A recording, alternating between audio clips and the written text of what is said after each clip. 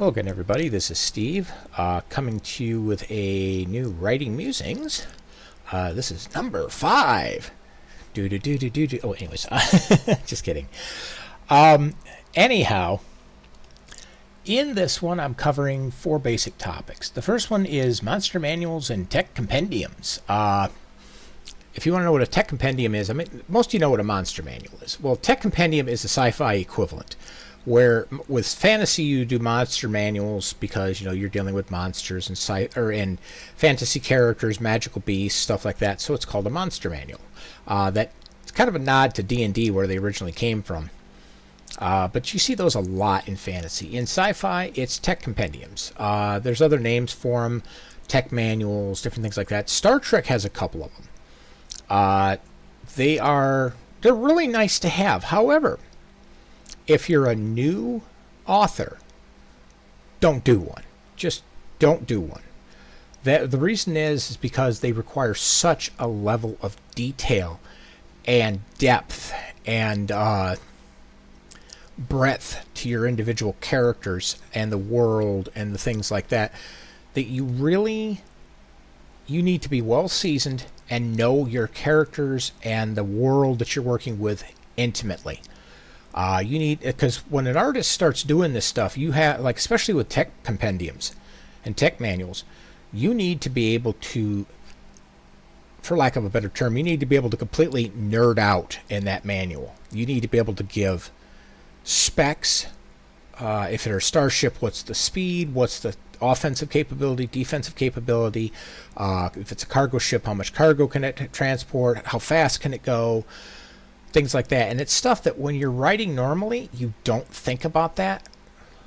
I've started working in that direction with some of my other ships and like Earthfleet and different things like that, but I've found that even me, for as long as I've been doing this, I'm not quite ready for this. So I haven't even started doing that. But yeah, it requires such a high level of detail. Now, if you're detail oriented and you're good with numbers and you're able to visualize really solidly, go for it. If you're an artist and you can visualize your characters and all of the technical details, the back history, all of that stuff, everything that would go into one of those manuals, go for it. I'm not going to tell you to stop. I'm telling you to think and count the cost before you do it, because it is not something that is going to be easy to do. Now, some people might get in there and just blaze through a monster manual like it's nothing because it's so rich and thick and strong in their minds. That's great. If you can do that, go for it. Somebody like me, you probably have to sit down with them for a good couple of weeks just talking through stuff. Explain this, explain that. How does this work? How does that work? What is the length of this, and so forth and so on. They'd have to kind of what's the word I'm looking for? They'd have to kind of draw that out of me to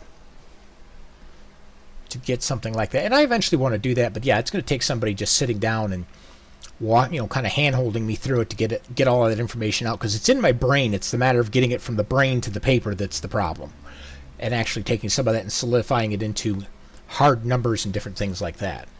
Anyways, onward to item 2, Project Arc. I'm giving you the link here so you can go check it out. Project Arc is an interesting one because this is something that just came up yesterday for me. You guys probably won't see this for a few months, but for me, this came up yesterday. What this is, reason I'm mentioning this is Project Arc is not like some special project I'm doing, and it's a new fantasy world, it's a new book. No, it's something that's going to be part of an upcoming novel that currently has a working title of Horizon Dawn, which is the name of the ship that is the center of this story. And that ship is related to something that happened in the Earthfleet universe. I kind of hint at it in the other books that it's there, but nobody really talks about it. And the Project Arc entry explains why nobody talked about it. It's one of those things where it's so super secret that lots of people know little bits and pieces of it here and there and so on, but they don't have the whole picture. There's only 5 people that have the whole picture. Mike is one of them. And then there's 2 people in the SIC and 2 people in Earthfleet who know. And they're the only 5 that have the complete picture of this. The idea behind that is none of these 5 guys would divulge this project.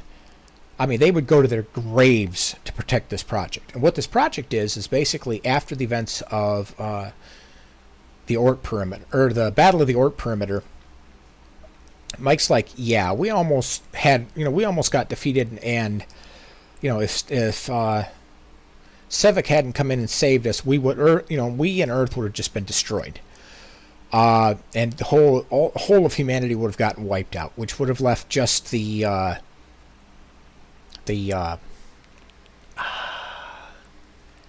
darn it, I can't remember their name. The Nuetians. They would have been the only humans left. Them and the Crassians. But Earth itself and everybody in there and Earthfleet and all that would have gotten wiped out.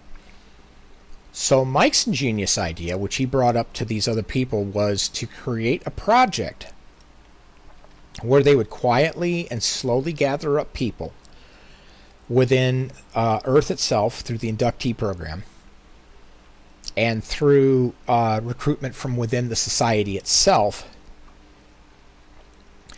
to build these little mini colonies. They were basically, what they would do is they'd go out and they would send droids in advance, and the droids could build a complete Mars colony. And I've mentioned these before. Mars colonies are pretty bloody big. Big, detailed, completely self-sufficient. Once you build them and you plug the people in, they'll run themselves, and you never have to leave your front door. This whole colony will completely run itself without any outside input. Which is something that the society needed to, because they didn't want to have colonies that if something happened and they got cut off, they would be screwed. These colonies basically had to survive on their own, completely detached from everybody else if they ever had to. And this was good, like if you had a plague or something coming through, you could isolate the colony that's infected and nobody else gets touched, and you don't have to have people in and out. So the colony can either shrivel up and die, or it can work itself through that problem and come back, or things like that. Basically, it had a lot of different reasons for those colonies being the way they were. Well, Project Ark basically takes that idea, and it starts out with like 26 colonies total. And there was 5 of them in the Milky Way itself, scattered across various locations on planets that nobody wanted, which made it easy to keep the colony hidden, because if nobody's interested in those systems, nobody's going to come out there and bother with those systems. They're just going to pass them by. It'd be kind of the galactic version of flyover country.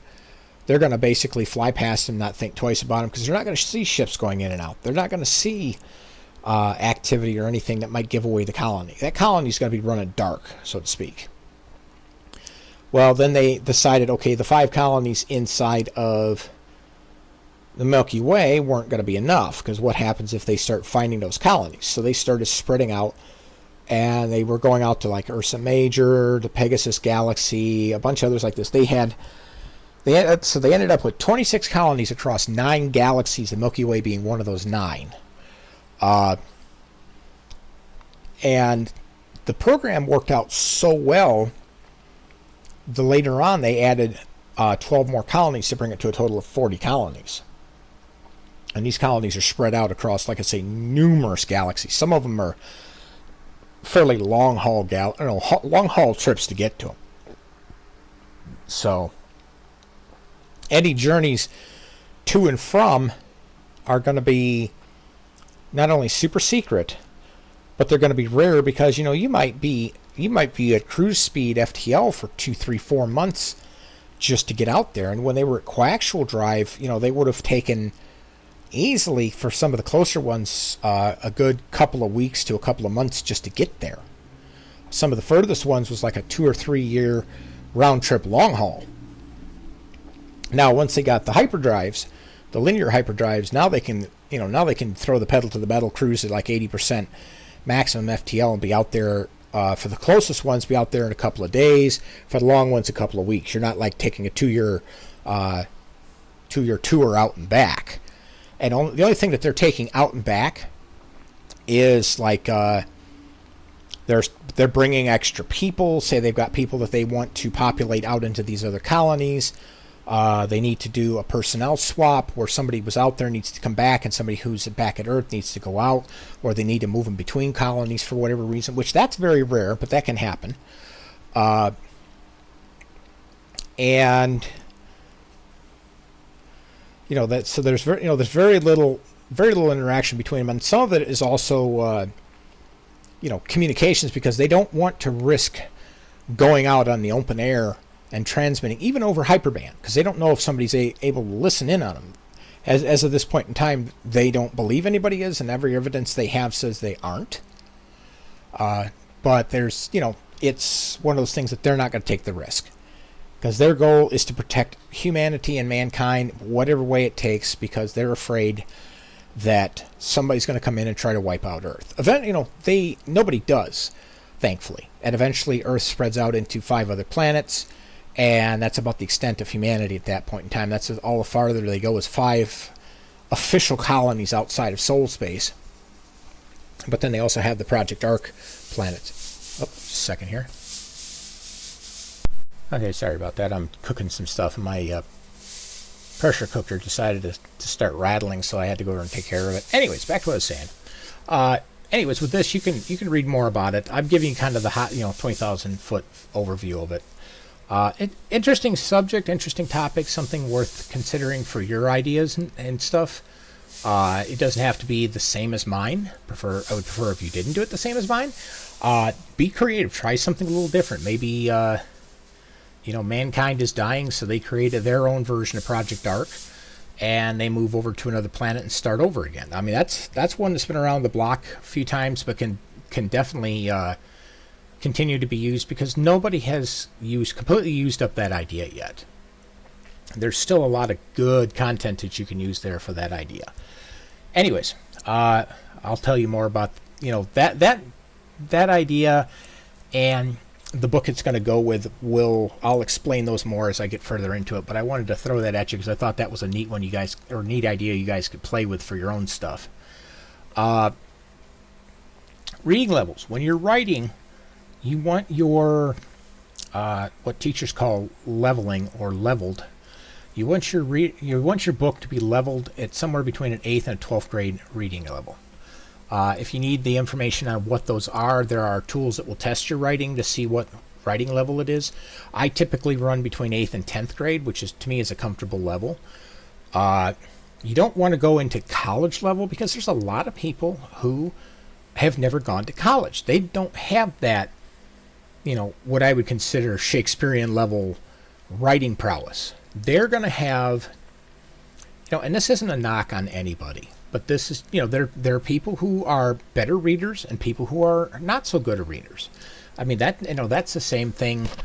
That's the same thing with pretty much anything in life. I mean, there's some people that can write huge, massively complex concertos, and there's other people that can't carry a tune in a bucket. So that's just the truth with anything. Some people are really good at something, some people aren't.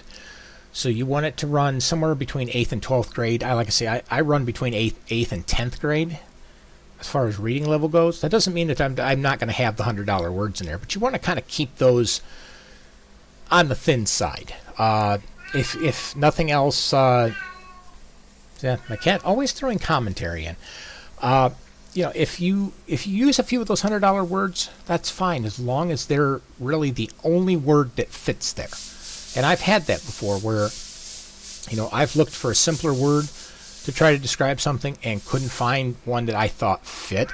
So I ended up using the more complex $100 word. And $100 word is one of those words that's like something that's really like college level, if you will, college level English.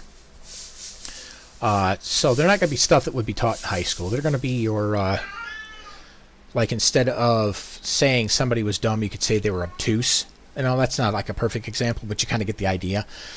Obtuse isn't used as much anymore. It's kind of an older word. It's like, saying, instead of saying I'm going to meet with somebody, you'd say I'm going to parlay. So you're using the more complex, maybe the older word, stuff like that. So that's something to consider too.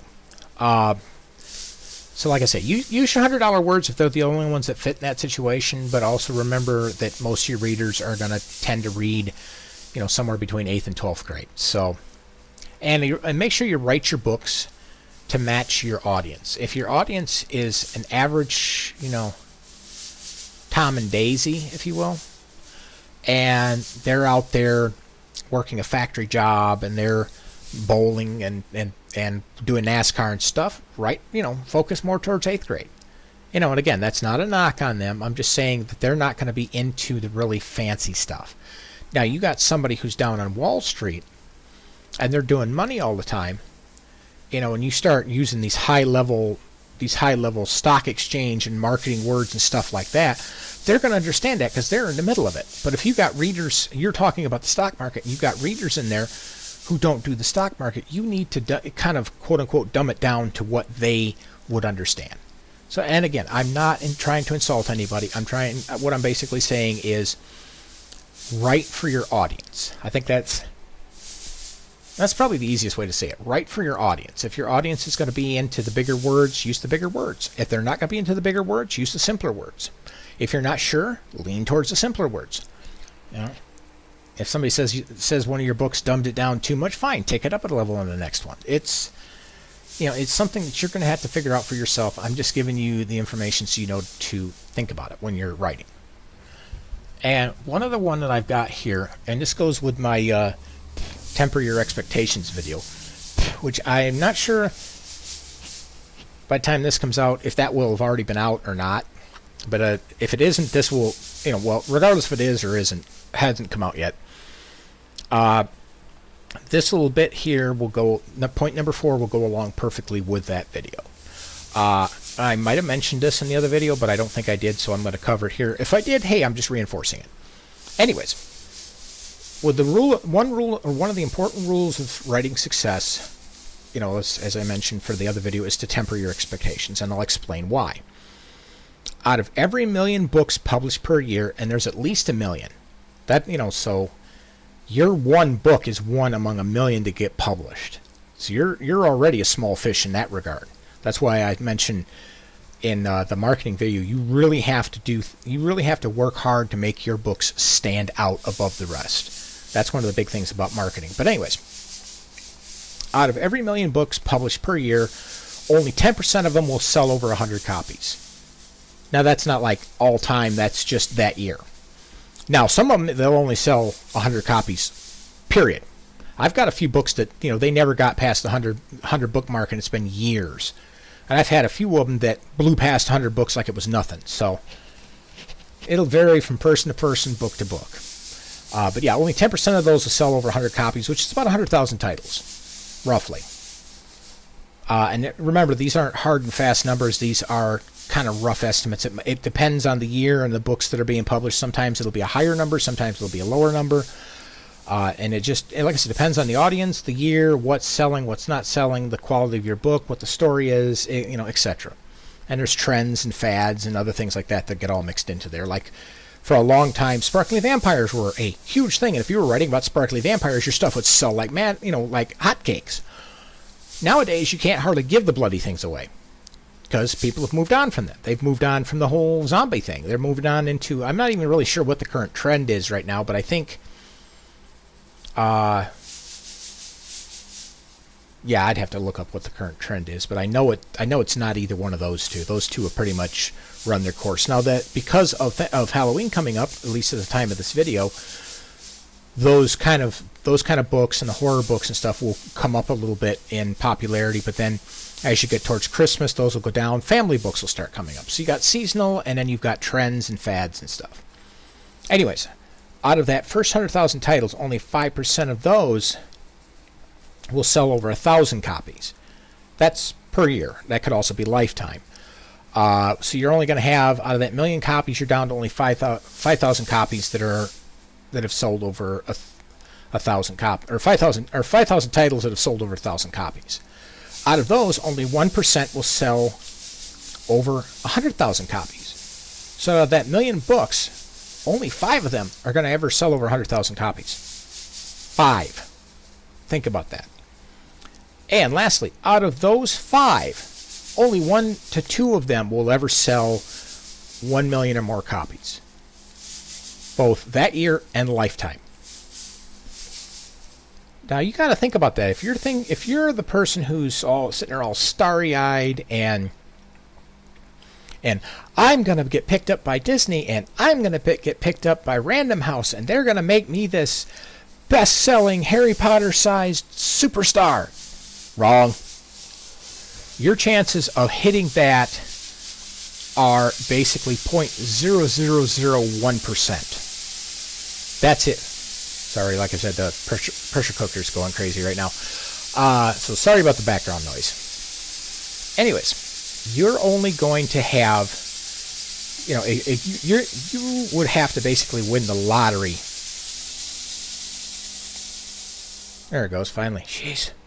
Yes, dinner's going to be delicious. Anyways, your chances of becoming this big, huge superstar name is really, really, really slim. If you get over 100 copies, consider yourself blessed.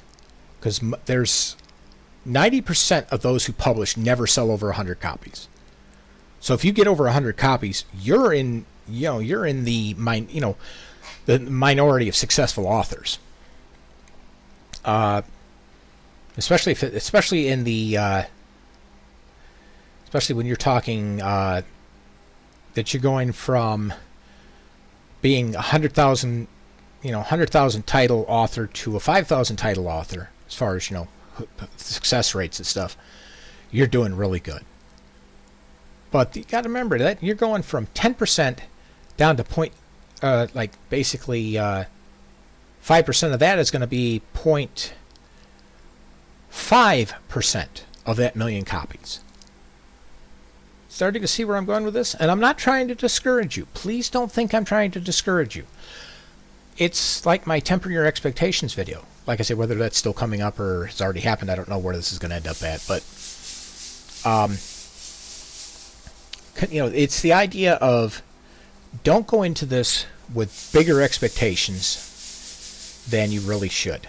And also, if you're going to write for fun, not money. Yes, I'm in the over 1,000 category, but that's all I am. I'm in the over 1,000 category.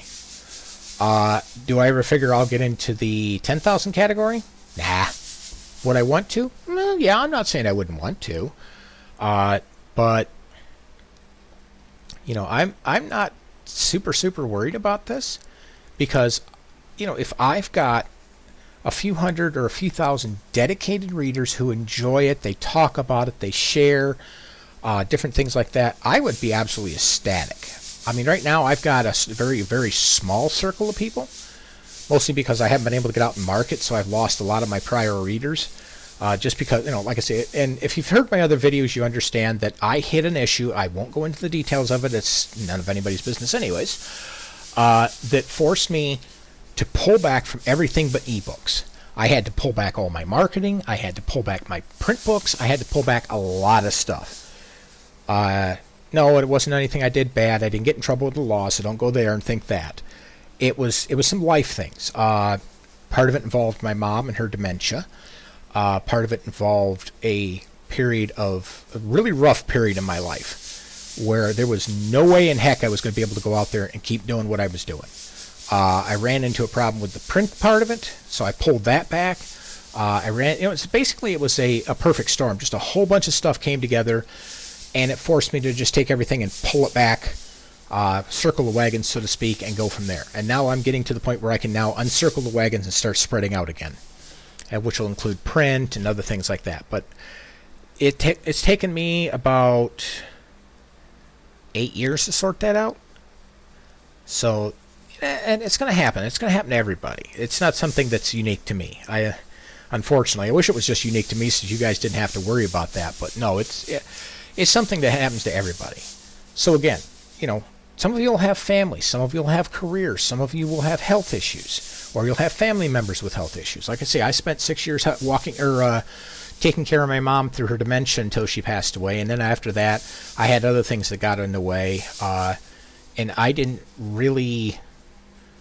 Let's see, of that 6 years, I think 4 of them I couldn't publish or do anything, and then I had 4 years after that I was doing other things and I couldn't publish and couldn't do much else. I was still putting books out, but I couldn't go any further than ebooks. And ebooks and some very, very basic marketing, like very basic marketing.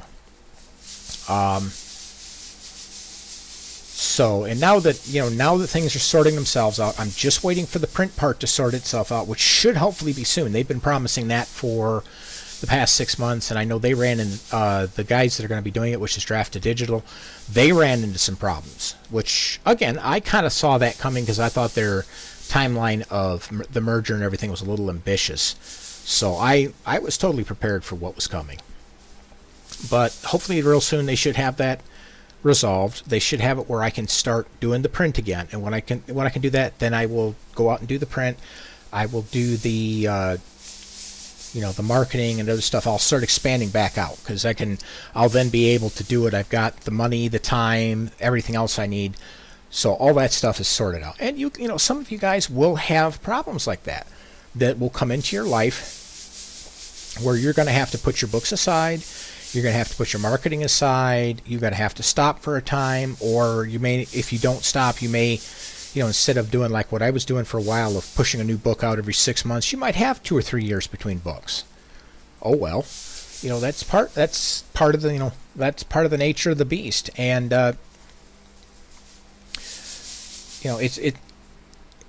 even then, even if I had been able to keep publishing,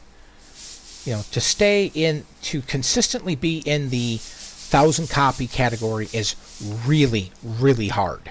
You have to know the right people. You have to be in the right place, the right time, with the right genre, and everything. Because the writing world's very fickle, and readers are very fickle, and they move from fad to fad. Don't follow the fads. Stay in your lane. Stay with what you're good at. Stay with what you love. And people will eventually come to you. I know guys that I published with years ago that they did that. Nobody was buying their books. They were getting 5, 10, 15 titles sold a month, or in some cases as bad as 10 copies a year. And then all of a sudden, the writers or the readers did kind of a left turn Clyde, and next thing you know, he's pounding out 1,000 books a month. But I guarantee that didn't last. It would have been like 1,000 books a month for 6 months. Trends changed. They would have shifted away, and he would have gone back to either his same amount of sales as before, or maybe they gave him a boost, and instead of doing, 5 or 10 a year, he was doing 5 or 10 a month, or he was doing 100 a month, or something like that. So, like I said, writing is kind of a fickle thing. So do it because you love it, and do it for fun. Never do it for money. Because if you do it for money, you'll be nothing but disappointed and discouraged. Anyways, with that being said, I will leave you guys go, and I will catch you in the next video. And again, please don't think I'm discouraging you. I am trying to help you by making you realize, do it because you love it, and do it because it's fun, not for anything else. And you will never be disappointed ever. Anyways, catch you guys later.